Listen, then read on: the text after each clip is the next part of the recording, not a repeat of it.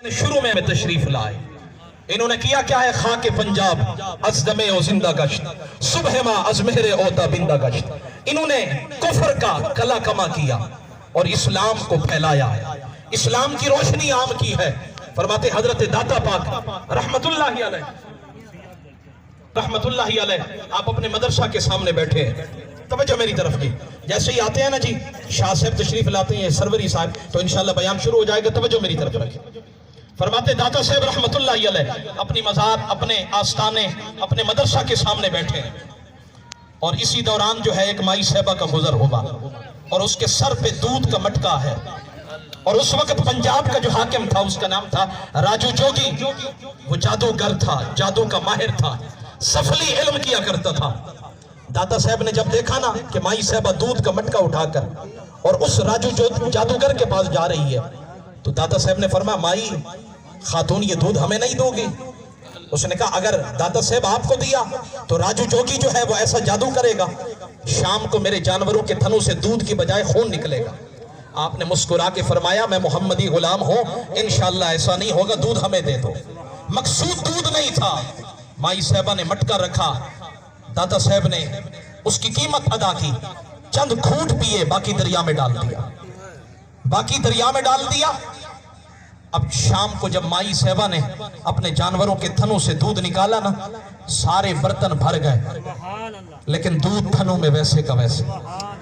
کمال ہو گیا. اور یہی بات ارد گرد کے دیہاتوں میں مشہور ہو گئی اور جب مشہور ہوئی نا حضرت داتا صاحب رحمت اللہ علیہ کے پاس اب وہی لوگ جو سارے راجو جوگی کے پاس دودھ لے کر جاتے تھے اب وہ سارے داتا صاحب کے پاس آتے ہیں، مٹکے اٹھا کے آتے ہیں. آپ تھوڑا پیتے ہیں، باقی سارا کا سارا دریا کے اندر. مقصود کچھ اور تھا. فرماتے اب جب راجو جوگی کا دودھ رکا نا تو اب وہ ایک دن خود چل کے آ گیا. پنجاب کا حاکم تھا، داتا صاحب کے پاس آ گیا اور جب آیا نا بڑے نخوت سے آیا، بڑے تکبر سے آیا، بڑے فخر سے آیا. اسے اپنے جادو پہ، اپنے شعبدوں پہ ناز تھا. اسے نہیں پتا تھا یہ درویش کتنی طاقت والے ہوتے ہیں، ہاں جی ان کے اندر قوت کتنی ہوتی ہے، طاقت کتنا ہوتی ہے. کہتے ہیں وہ جیسے آیا تو بڑے نخوت کے لہجے میں کہنے لگا دودھ رکوانے کے علاوہ بھی کوئی کمال رکھتے ہیں؟ یہ دودھ تو میرا رکوا دیا، کوئی اور بھی کمال جانتے ہیں تو دکھائیں. داتا صاحب پھر داتا صاحب تھے. آپ نے فرمایا میں محمدی غلام ہوں، عاجز بندہ ہوں، میں اس اللہ کا بڑا عاجز بندہ ہوں، میں تو کچھ نہیں کر سکتا لیکن جن کے لڑ میں لگا ہوں نا وہ بڑی طاقت والے، جن کا نام میں لیتا ہوں نا وہ بڑی شان والے، بڑی طاقت والے، بڑی قوت والے ہیں. اور اگر وہ چاہیں تو زمین کو آسمان، آسمان کو زمین کر سکتے ہیں، وہ سب کچھ کر سکتے ہیں. فرماتے اب حضرت داتا صاحب رحمت اللہ علیہ نے فرمایا میں کمال نہیں دکھاتا، تم اپنا کوئی شعبدہ دکھاؤ. اب اس نے کیا کیا؟ جرت طاقت جمع کی اور جمع کرنے کے بعد اس نے اپنے شعبدہ دکھانے کے لیے جتنا زور لگایا لیکن پورا جسم پتھر کا بن گیا، پورا جسم پتھر کا بن گیا.